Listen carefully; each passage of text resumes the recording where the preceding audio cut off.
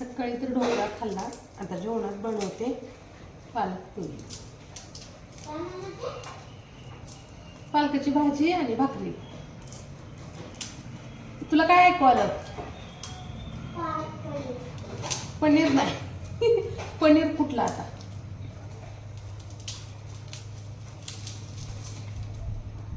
त्यासाठी हिरवी मिरची, लसूण, पालक शिजायला घातलाय.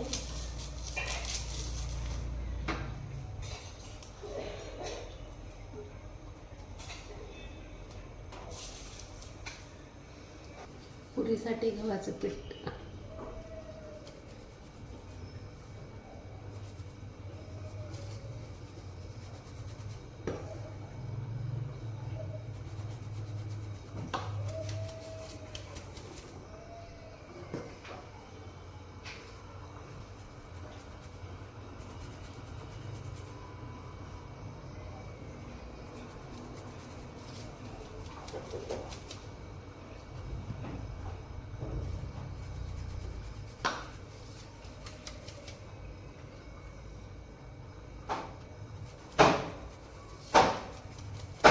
तीळ,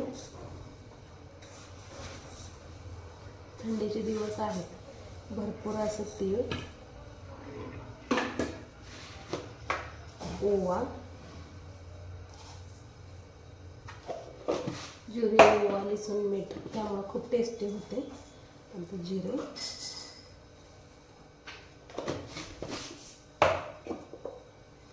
लसूण, मिरची,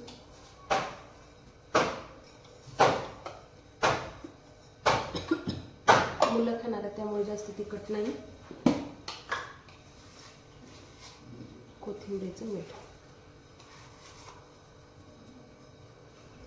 आता इथं पालक आहे, पालक मिक्सरला बारीक करू.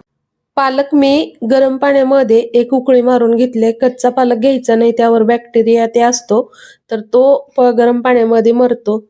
आणि त्यानंतर मग मिक्सरला बारीक करून त्याची पेस्ट बनवत आहे.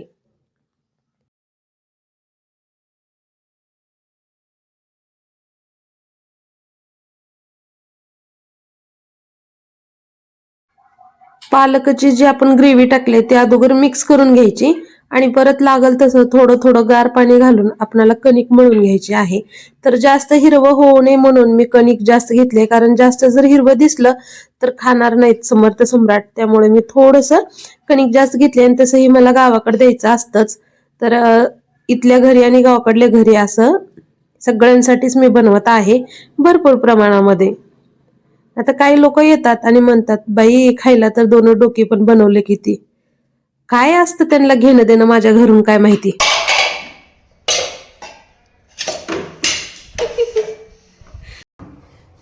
मम्मी पालकपुरी करते त्यामुळे मम्मीला थोडीशी हेल्प केली.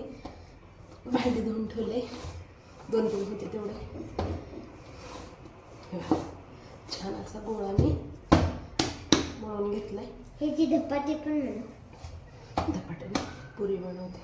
पुरी कसं बनवायला लागते? पप्पासोबत गावाकडे पण द्यायला येते. आत्या पप्पाला काही नाही, प्लेट आहे ती, त्याच्यापेक्षा मोठं ग्लास. ग्लास होता ग्लास. ग्लास पेस्ट बाबा. हनुमानजी चल पिठू जा, पिठू इथे.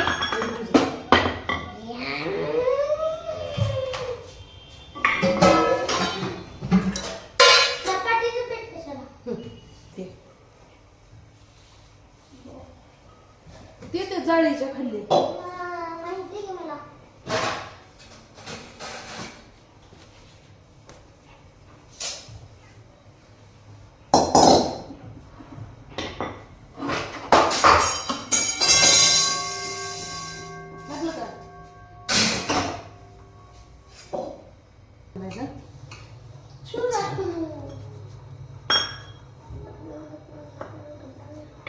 बाळ झोपले ना, खिडकी लाव जा, खिडकी लावून पडदा वळ, म्हणजे बाहेरला काय आवाज येत नाही, बाळाला गाढ झोपते.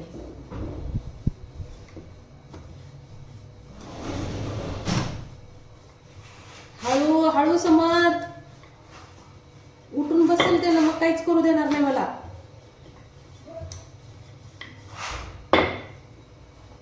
किचन वाटेवरच करते, लवकर उरकतात आणि एका वेळेस जास्त पुरी निघतात.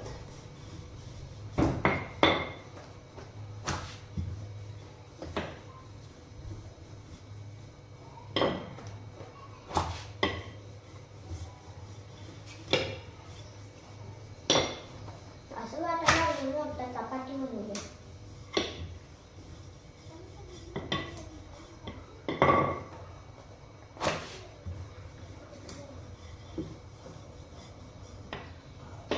अशा पद्धतीने मी मोठी लाटून घेतले. आता याच्या ह्या वाटीने एक समान पुऱ्या.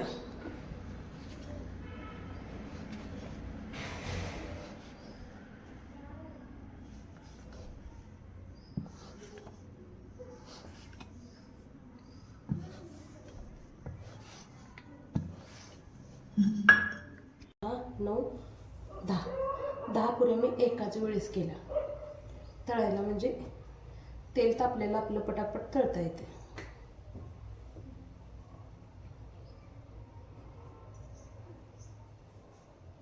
लाडू झोपला होता आणि समर्थ बघा माझ्याजवळ कसा थांबलाय. मोठी चपाती लाटून 10 पुऱ्या मी एकदाच काढल्या आणि त्याची एकटक बघतोय मी कसं करते काय करते. आणि अभ्यास झाला होता त्याचा. आता तेल तापलेलं आहे, लोखंडाच्या कढईत ठेवलंय. अगोदर त्याला तू बाजूला निघ म्हणलं तळायला सुरुवात करायच्या अगोदर. कधीही पुऱ्या बनवायच्या असल्या की मी ह्याच पद्धतीनं बनवते, तुम्ही बघितलंच असेल. तर मोठी चपाती लाटते आणि वाटी किंवा ग्लासाने मी एकसारख्या पुऱ्या काढते, म्हणजे तळायला तेलही आपलं जळत नाही आणि गॅस सुद्धा जास्त वाया जात नाही आपला. पटापट जिथं अर्धा तास लागायचं तिथं 15 मिनिटांमध्ये सगळं होतं. एक एक पुरी लाटायची म्हणलं की खूप वेळ लागतं. आणि तसं जर करायचं असेल तर मग सोबत कोणीतरी मदतीला पाहिजे. माझ्या तर मदतीला समर्थशिवाय इथं कोणी नाही. आणि मी इथं 10 बनवलेल्या एकदा आणि समर्थ म्हणते नाही मम्मी नाही नाहीत. तो बसून काउंट करत होता आणि त्याचं काउंटिंग चुकत होतं. उठून त्याने काउंट केल्यानंतर त्याला 10 अरे माझं चुकलं असं म्हटलं. त्यानंतर हाताखाली मला सगळं देत होता. पहिली पुरी अशी टम्म फुगली ना, खरंच खूप भारी वाटलं. म्हणलं पीठ पण भिजलेलं होतं. आणि पालकाची पुरी ना मी पहिल्यांदाच बनवत आहे. पहिले कधी बनवलं होतं का नाही माझ्या लक्षात नाहीये. आणि समर्थाला म्हणलं पहिलं तू लांब जा, कारण तेलाचं काम करताना मी मुलांना आणि स्वतःला सुद्धा मी लय जपून करते. कारण मला एक वेळेस तेल पोळलेलं, पण ते आपल्या घरी नाही दुसऱ्या पाहुण्याच्या घरी पोळलेलं. त्यामुळे मला खरंच खूप भीती वाटायला लागली तेव्हापासून. माझ्यापेक्षा जास्त पोरांना पोळलं तर मग कसं असं मनात भीती येते. आणि पहिलं तळते तोपर्यंत मी लगेच दुसरा उंडा घेतला आणि लाटून ह्यावेळेस थोडासा मोठा घेतला, कारण मागच्या वेळेस 10 पुऱ्या झाल्या, ह्यावेळेस मला 12-13 पुऱ्या काढायच्या होत्या, म्हणजे 1 डझन एकाच वेळेस. त्यासाठी मी मोठा घेतला. आणि खरंच ही कणिक असल्यामुळे ना मी घट्टसर मळले, कारण जसे जशी भिजते तसं मिठाला पाणी सुटतं आणि ते कणिक पातळ होते. त्यामुळे घट्ट मळलेली इतकी ताकद लावून मळावं लागते. कारण मी आता हे पुऱ्या खाऊन संपल्या त्या दिवशी मी आता व्हिडिओ एडिट करते आणि माझे इतके खुबे दुखले त्या दिवशी. रात्री मला रात्रभर झोप येत नव्हती, इतकी तगमग होत होती कारण हे लाटल्यामुळं. हे बघा भरपूर मोठीशी अशी मी. आणि ह्यावरती परत समर्थने सुद्धा मला मदत केली पुऱ्या काढायला. तर ह्यावेळेस तर त्याच्यापेक्षा कमी पुऱ्या निघाल्या आमच्या, 8च निघाल्या. तर आता पुढच्या वेळेस ह्याच्यापेक्षा मोठी लाटणार. आणि समर्थ बाळाने मला खरंच खूप मदत केली आणि खूप टेस्टी लागते बरं का ही पुरी. थंडीच्या दिवसामध्ये पालकाची पुरी सगळ्यांसाठीच खायला छान असते. एवढंच की पालक कच्चा वापरायचा नाही, तर शिजवूनच घ्यायचा किंवा गरम पाण्याने धुवून घ्यायचा. त्यावर जे बॅक्टेरिया वगैरे असतात ते सगळं मरतं.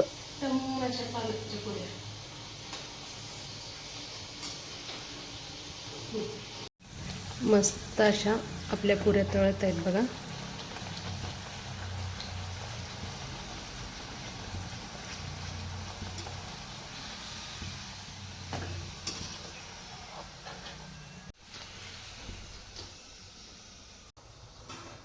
तुम्ही बनवले का नाही यावर्षी पालकाच्या पुऱ्या किंवा पालकाचा दुसरा कुठला पदार्थ, तर नक्की कमेंटमध्ये सांगा. चॅनलला सबस्क्राईब केलं नसेल तर नक्की सबस्क्राईब करा. आणि माझ्या पालक पुरीची रेसिपी तुम्हाला कशी वाटली ते सुद्धा कमेंटमध्ये सांगा. याचा मी एक मिनी ब्लॉग सुद्धा अपलोड करणार आहे. तर तुम्ही ते सुद्धा बघू शकता आणि त्याच्या त्रिकोणमध्ये सुद्धा ह्या मोठ्या व्हिडिओची मी लिंक देणार आहे. तर पूर्ण पालक पुऱ्या बनलेल्या आहेत माझ्या. अडीच